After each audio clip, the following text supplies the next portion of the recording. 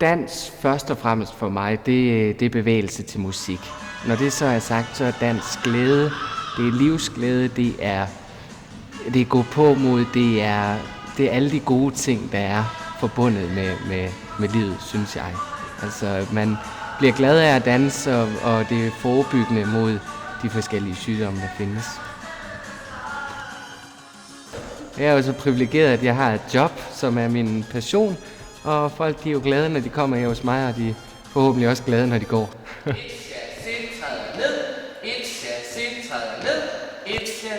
Jeg har danset siden jeg var 5 år gammel, og jeg er 26 nu. Jeg har danset turneringsdans sammen med min partner Linda. Vi stoppede, da vi kom til det, der hedder talentrækken. Der findes konkurrence- og startrækken ovenover. Vi stoppede, da vi kom til talent, fordi der fandt jeg ud af, at jeg gerne vil bruge lidt mere tid på polterabender og firmafester og alle de sjove ting, der også hører med ved siden af dansen. 1, 2, 3 og 4. Jeg ønsker først og fremmest at kunne give glæde videre, og så selvfølgelig, at de lærer at danse.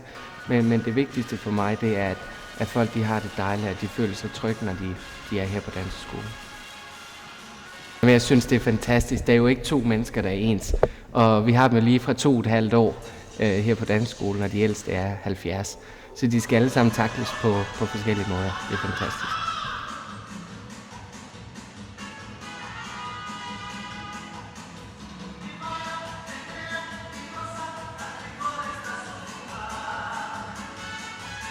Det var hurtigt overstået.